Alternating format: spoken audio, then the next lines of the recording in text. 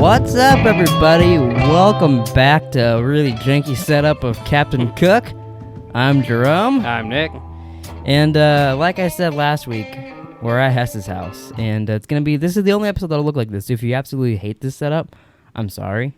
Yeah, don't make me laugh because it made my whole mic jiggle. I'm sorry. If you like the setup, I'm sorry also because you're never going to see it again. It's the last time you ever see the setup.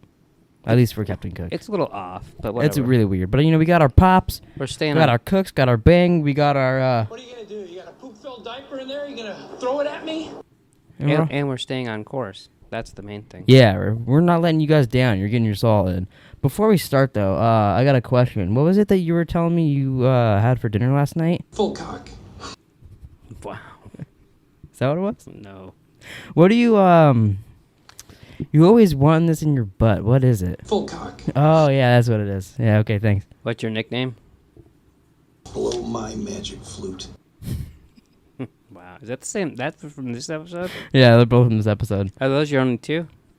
Yeah, those are my only two from this episode. Wow. I think that was the one that I was thinking. Yeah, you thought I was going to get it down, and I was like, well, I hope I got it, because I only got two. It's funny because I think it in the moment, and then you watch the rest of the episode, and you're like, oh, yeah, I don't remember now. Yeah. What if, Blow my magic flute. Bitch! It's, I think the only reason you want to do this podcast is so you can make little fucking... Wait, I got one more good one, and then we'll start with the after episode, okay? Okay. Okay, so... You can't laugh before you do it. Okay, so this is a little scenario. Hess walks in the house, and you're like, I want it now, baby. He walks over to you, gives you... Full cock. And then you go... Oh! Oh! Oh! Oh! Oh! Oh! Wow. They had sex with a head! I didn't know Saul was that dirty. I didn't either until we started watching this, and then we're like... Oh, I still didn't know until... Full cock. I still didn't know when I watched this. And Until you get a hold of I'm a sitting there, button. I hear a sound, and I'm like, well, fuck. I gotta turn everything off and I can record. put that in someone's butt. Yeah. But today we're talking about Better Call Saul, Season 1, Episode 7, Bingo. Also Episode 8, but we'll get into that. Rico. Written by Jennifer Hutchinson, directed... Excuse me, phone? Directed by Larsa Kondracki. I probably doubt it. I probably said that wrong. Yeah. But yeah. So it starts out with Mike and Saul meet the agents from last episode, and Saul gives the notepad back. Saul says they found it in the parking lot, and then Mike makes Saul leave, and they talk about the young cop and Mike's daughter-in-law. Yeah, I really liked their interaction. I forgot that it happened over 2 episodes.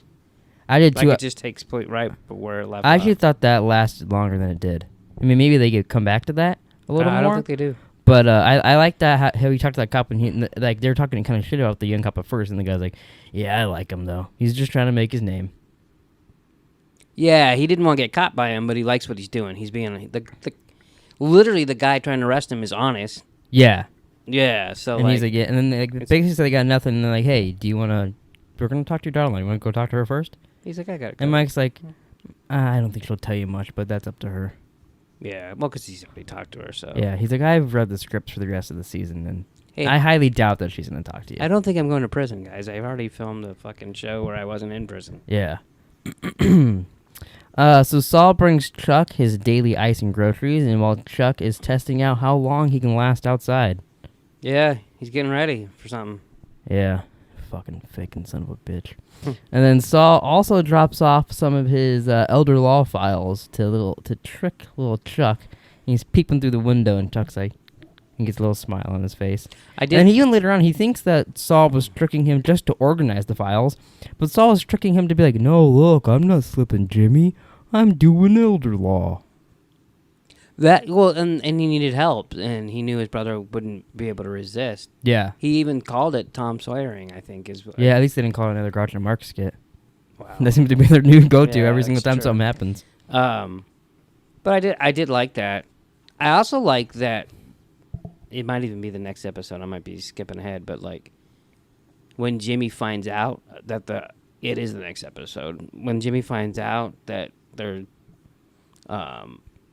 charging too much and stuff, that his brother missed it.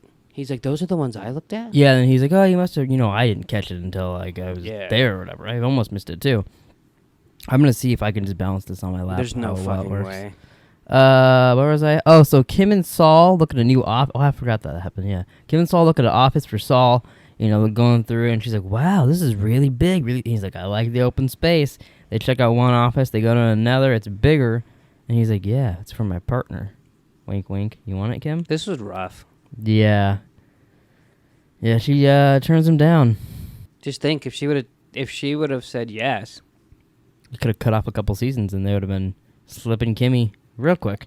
I don't think there becomes a slipping game. I think they would have just done elder law and all that shit. So really, Yeah. she could have saved him from becoming Gene, or which would also hurt me because I love Gene. Gene's my favorite.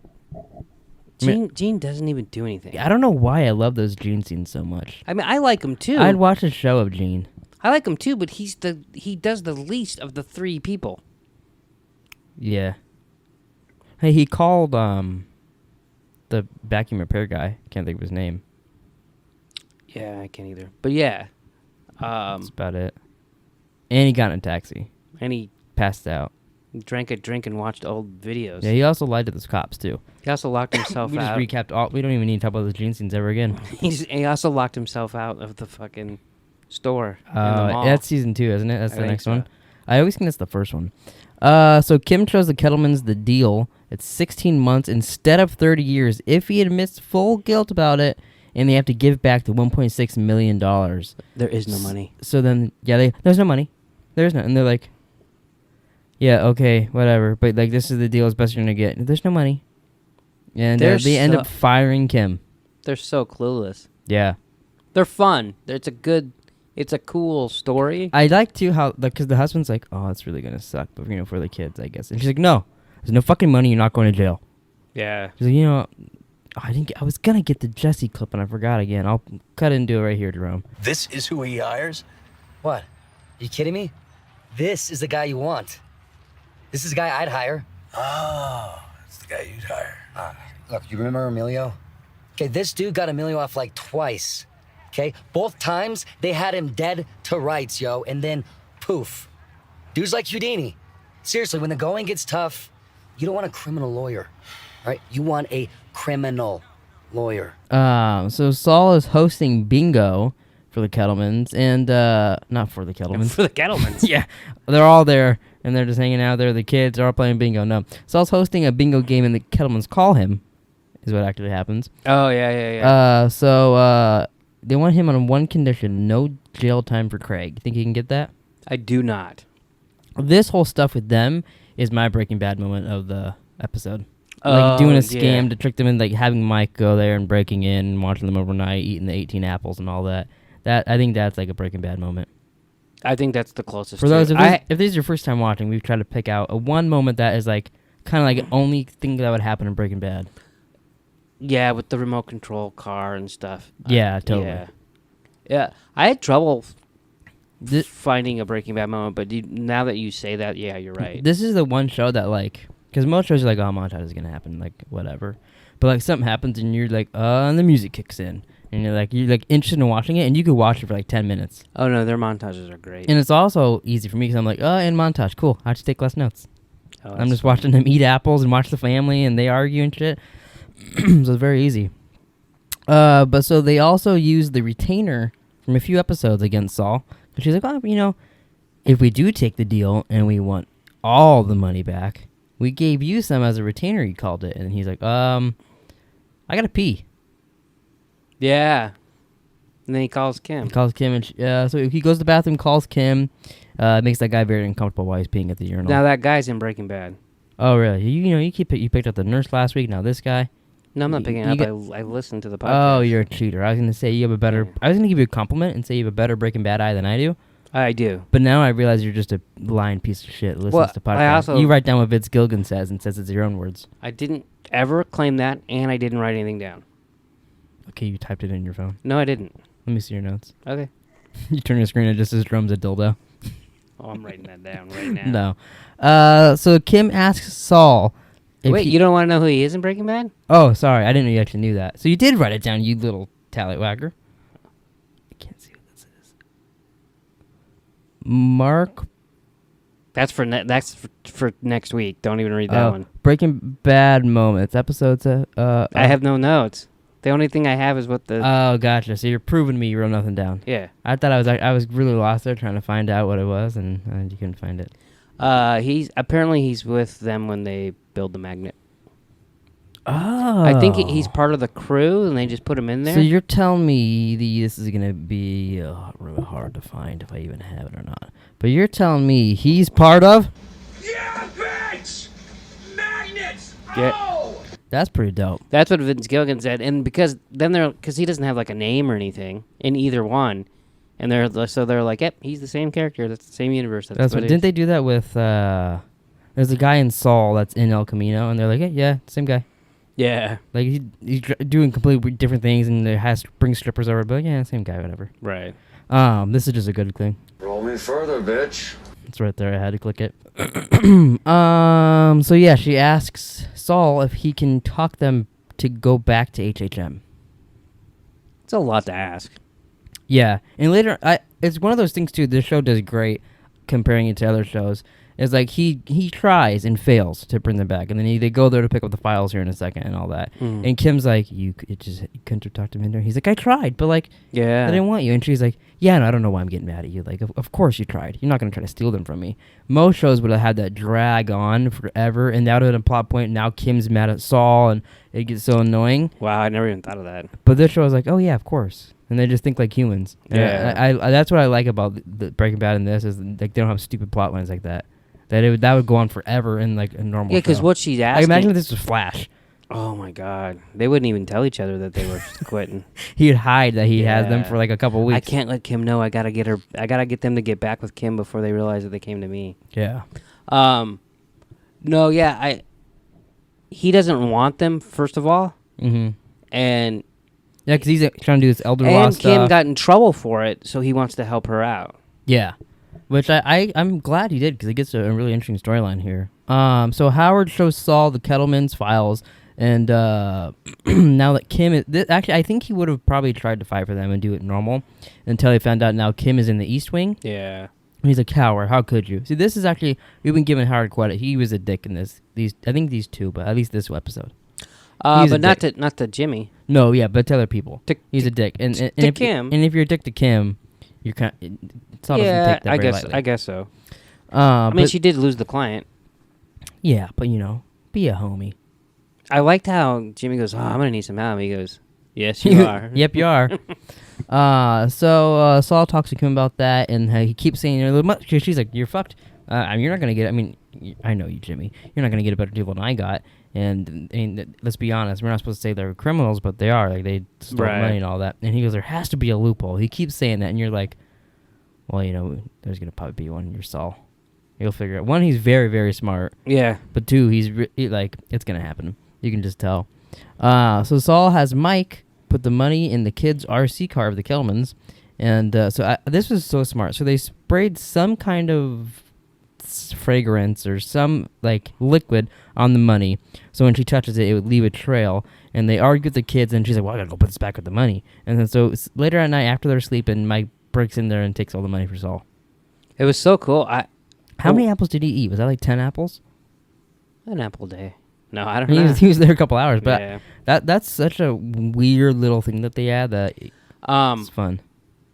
I loved it when Jimmy walks in and is like, okay, you don't have your money anymore, so here's what you're going to do. And they're like, no, and he's like, all right, go. And she like runs off. Yeah, sprints upstairs. I like how like it doesn't follow me. You just watch him sit down there and like Yeah, he's like, wait, and then she runs and back Mr. downstairs. Kettleman's like, what's going on? Like, Yeah. Yeah. Alright, so Mike breaks in and steals it. Saul visits the Kettleman, has them check on the money. They go do that, and he goes, it's on its way to the DA's office. You should probably go back. And he says you probably should, but he basically forces them to go back to Kim. Shows up at HHM with them in the car and gives them to Kim. And she goes, thank you, on the way up. Yeah. And then after dropping off, Saul goes to his unfinished office, slams the door, kicks it about 100 times. This part, I really like this, but this makes you feel bad for Jimmy. Oh, yeah. When he's kicking it and he's like freaking out, having a meltdown because he probably can't have this office now, and he lost those clients that he could have had and got some money for, but he gave back to Kim. Yeah. And then he answers the phone and goes, oh, just McGill's office. Like, and just goes back into character, and you're like, oh, that's kind of sad. Oh, totally. It's hard to believe if you think of Saul that you would feel bad for him, or that he even would care about anyone. I mean, I feel bad for him in Breaking Bad when he gets beat up a bunch. Yeah. Like, Walt almost beats him up, I think, at one point, and then Jesse does beat him up because he's about Brock and all that. Yeah, but but you don't feel that bad because, I mean, we like Bob Odenkirk. That's why we feel bad. We don't feel bad for Saul necessarily, the character. I do a little bit. Oh, really? Yeah. I mean, because he's kind of a douchebag. Totally, but he's like a likable douchebag. Yeah. You know, unlike you're just a douchebag. Saul Goodman is a likable douchebag. Yeah. Wow, we went through that quick. How long was that? 19, I guess 20 minutes. That's not that quick. We dicked around a little bit listening to Nice Ice Baby though in the beginning. Ding, ding, ding, ding, ding, ding. I can't hear that anymore. Taylor must have turned it off. Better Call Saul, Season 1, Episode 8, Rico. Rico. Written by Gordon Smith, directed by Colin Buxey. We've read those names before, right? At least the Colin Buxey I've written before. I don't know if it was a writer or director. The Gordon Smith, I know because they talk about him a lot. So I don't know more episodes he wrote. But I guess every time, which I just lost her name, but every time the editor that's on the podcast pops up in the bottom, I'm like, oh, she edited this episode. Oh, yeah. Which I mean, like it matters. They do a very good job. Well, but like the other guy, I hear them on the podcast and shit. It seems like every episode that's really good, they're like, oh, Skip edited this episode because it's Skip McDonald. Yeah. And I'm like, no, that's kind of funny. So two things. One, the Gordon Smith was, I think at one point, Vince Gilligan's assistant. Oh, wow. And I think... It's a pretty big jump. You go from being assistant to... Well, I think you just kind of move up. That's what they do. So I think in Breaking Bad, like I think he wrote some fake scripts to help out. And then they're like, oh, yeah, you did that really good. Here's your shot. But when I was listening to the podcast on iTunes, instead of Rico, it's called Ringo. Oh, really? Yeah. It's like episode 8, Ringo. And I was like, do you think someone would... That's weird. So they did a typo on their own podcast for the episode? Yeah. That's really weird. We were watching some old videos, and I saw a lot of typos I did with like putting subtitles on for like 4 for Mafia stuff. Oh, I can imagine. So it starts out with a flashback. Saul is a mail boy at HHM, and he gets a letter that he passed the bar at the University of American Samoa. And I was going to tell you to wear that shirt. It's too fucking But then we hot. did it here, and it's hot as balls. It's a sweatshirt, yeah. And he asks Chuck to hire him. So first he shows that to Kim, and he's like, I can't open it. And has her open it, and they get all excited. She hugs him. She actually has the tiny office that she probably got sent to again in the East Wing or whatever. Probably. A real small office filled with boxes and shit.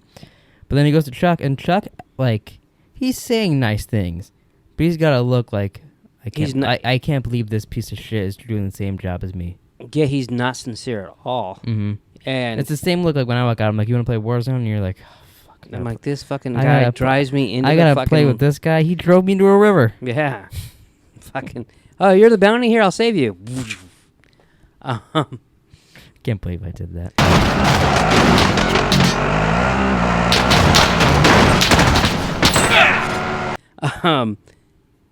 But no, and this is where Michael McKean's such a great actor because he's like, aren't you proud of me? He's like, what? He's like, well, yeah. Of course I am. Yeah. And he is, but he's still... He's scared, too. He's in such disbelief that he passed it without letting him know.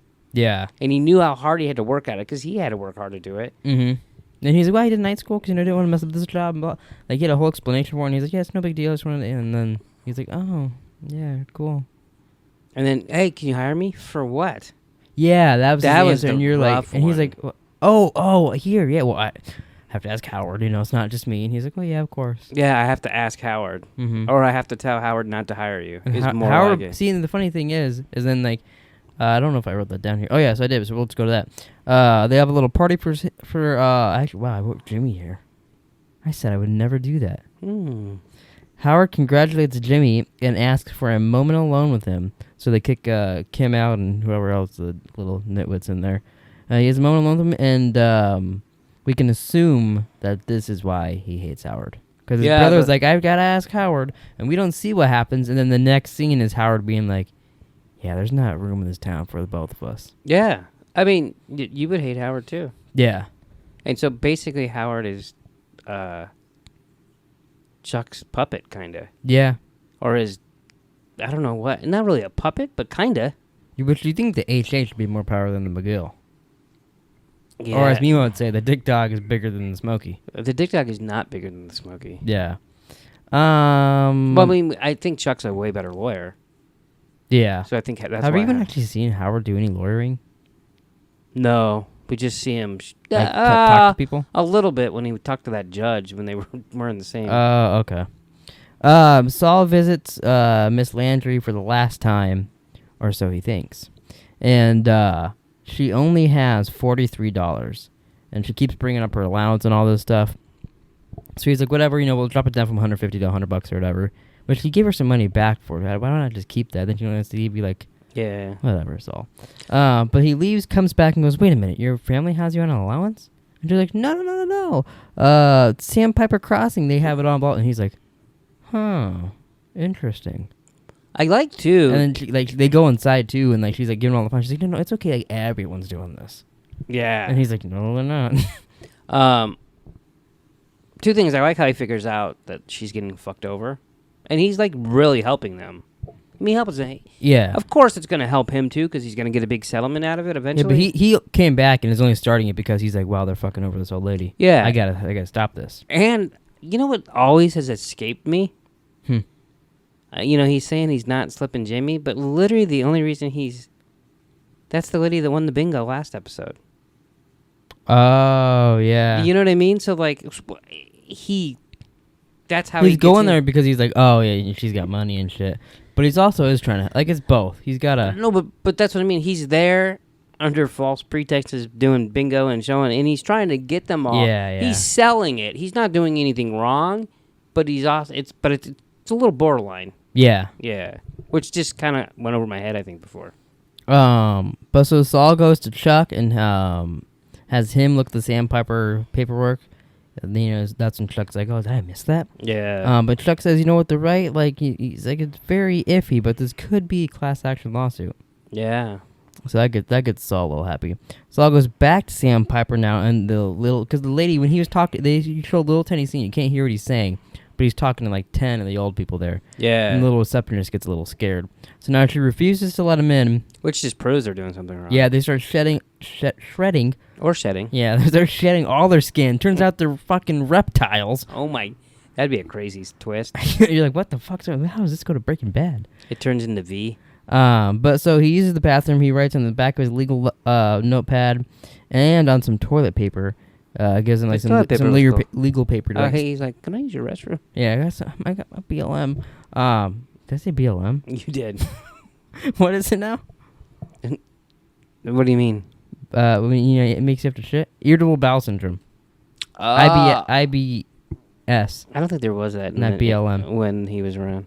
When he said it. I think they made it up. But he does that. He gives them the legal paperwork, tells them to stop shredding, or they're gonna go to court and all this stuff. He gets real gross after this. So Mike goes and sees his daughter. He has to watch Kaylee now. He's babysitting Mike. Yeah. So then Saul, he's staking out Sandpiper, goes into the trash to try to find all the shredded paper. Gets so dirty. He picks up a diaper. They throw trash on him. So then while he's inside there, he gets a call from Schweiker and Coakley, which I had no idea he is in season 1. Oh yeah. Is he Schweiker or is he Coakley? I believe he's Schweiker. No, okay. I had to Google how to spell that because I don't know how to fucking spell Schweiker. It's funny. The other day I was going for a walk and someone had a sign to vote for someone, and the guy's last name was Schweiker. Oh, and you're I was like, like, oh my god, he's real. He's related. Yeah, but he calls him, and we get a I didn't write down what they talk about, but he basically is like, what's this all about? And he's like, your clients are showing all this shit, and he's like, are you related to Chuck? Because I only made this call because he might be Chuck's brother or something. I don't know. And you can't trust to scare him. Yeah, but so after that, Saul gets out of the trash, realizes that all the paper's in the recycle bin. Oh yeah, I forgot about that. Goes back to Chuck's house. That's awesome. And we get a montage of him sorting all of the paper. That's so gross. It wasn't real trash. I like to think it was. They're like, well, actually, Bob Buttercreek likes to get really when they talked about it on the podcast, they said it was real trash, but it was movie trash. So it was Oh. clean trash, if that makes any sense. They're Like they knew where the coffee grounds Here's a came. Capri Sun and all this shit they put in there. Like they knew the baby that shit in the diaper. I don't think that was a baby that shit in that diaper. Oh. Probably like Vince Gilligan. He's like, take this, Bob. You don't like my writing? Saul falls asleep. He tells Chuck, Chuck wakes up. He's been doing it all night. He falls asleep, and Chuck ends up doing all the work. That's crazy. Yeah, he wakes up and he's like, oh, yeah, I got it right here. He's like taping him to the legal pads and all that. Which I was like, oh, that's really smart. I would have just tried to lay them out together. I wouldn't have thought to tape them together on something hard surface. And that's why Chuck's smarter than me, I guess. Without a doubt. He may think he has some fucking stupid electricity disease, but he's smarter than me. He's not afraid of bikers. That's true. Jesse is, though. Jesse should be. But he did all the work, and then he actually offers Saul to work together. And at this point, you're like, wow, his brother maybe could be a stand-up dude. No, you're not. Yeah, Eric, and You know what I forgot to say last episode? like, what? What was that? I was gonna say the last one, but then I realized, yeah, obviously the last one. So when Saul takes the Kettleman's money, Mm-hmm. he has Mike stake out the place and then steal their money. Yeah, and he even puts his little stack on top of it. Yeah. Whose plan was Saul's. it? I Or mean- was it Nacho's? Well, is that what Nacho said? Well, he staked out the place and he said, I like to steal from thieves because they can't call the cops. Oh yeah, and then he says that to them. We can call the cops, and that's true. Yeah, he totally stole Nacho's plan. That's funny. I never even thought about that. Nacho hasn't been in it a bit too, by the way. That's what I it's a was little gonna say. upsetting. I was gonna say, hey, you remember he's in the next one. I mean, he gets in it a lot later on, but we always miss him, and even like season 4, for yeah, example, you can notice when he's not in it. you're like, God damn it, where the fuck is Nacho? Yeah, this is Better Call Saul, but I want Nacho average Breaking Bad movie. So Saul goes to where he calls Kim outside and asks her to print. It's going to be thousands and thousands of papers and cases. It's going to cost, they say, $300 to $400 worth of paper. That's crazy. Jesus Christ. They try to use... what a fucking waste of paper. Yeah, they try to use Howard's code for the printer and all that shit. But she's like, I can't make him. That's a lot of money. So then he goes inside and Chuck's like, oh, just use mine. And then Kim's like, what? How's that going to... He's at HHM and you're you by yourself. Like, what? How's that? And he's like, I don't know. We'll figure it out. And she's like, oh, okay, Jimmy. But I like how Jimmy knew he was going to say, just use my account. So he's like, hey, Chuck, what should we... Yeah, he did that on purpose. Because Chuck is into the case and not thinking. Well, yeah, he's definitely not thinking. So they do that. So then we get back to Mike. Mike's at his daughter-in-law's home because he's watching Kaylee. I put that as if I didn't say earlier that he was watching Kaylee. Well, he still is. In case you forgot, he's still watching Kaylee. And she asked... Did he yell at her this episode? No, that's a couple seasons later. Okay. But his daughter-in-law asks, you know what, can I spend this money, like, from Matt? And he's like, if it'll help you guys, yeah, obviously. Yeah. You think I was going to tell him to, like, just keep the fucking money, but I'm going to tell you to give it back? Well, yeah. I bet she knows how much it is now. 'Cause remember before she said it was like $4,000 or something like that, or $4,000 or $5,000, I'm not sure. But she knows how much it is now. She fucking carries around in her purse all day. the thing is, yeah, you can keep it, but you can't spend it. What's the point? She's a fucking idiot. So Saul checks, I can't talk. Saul and Chuck fax Schweiker and Coakley some of the You shredded mean documents. Jimmy and Chuck? No. And so after that, they arrive at Chuck's house for a meeting. They offer them $100,000. They say something that, like, they rounded it all together, and this is how much we've stolen from the people, but they don't say stolen. They use technical terms. Yeah. But like, Overcharged. we'll offer you $100,000. And then Chuck mentions... Actually, Chuck doesn't mention. Saul mentions, but Chuck brought it up to him earlier, about the syringes from Nebraska. And then that's when they're thinking, oh, you're going to try to make this into, like, like selling drugs across country or across state lines and all this stuff. Because they're like, oh, who knows where else it goes to. And then Schweiker and Coakley talk for a minute. They ask, what price do you guys have in mind? Chuck blurts out $20 million. And it's the only thing he said the whole time. Yeah, he was nervous and didn't say anything. And Schweiker and or Coakley tried to give I don't think Coakley's there. Tried to give him some small talk in the beginning. Like, remember this case? I was doing something. And he's just nervous and not. Yeah, and he's like, yeah, I kind of remember that. But he blurts that out, and they're like, what? No way. And then they end up leaving. And then so after that, Saul recruits some old ladies from. Oh my God, I'm having a stroke over here. It's typical. Saul recruits some old lady mall walkers, goes to Chuck's house, and did you bring I don't know what kind of files, but there's some files that he needed from the case. They're probably the ones that Kim printed, I would assume. Probably. And he's like, oh, I forgot, they're in the car. I'm just going to lay here for a minute. Saul falls asleep.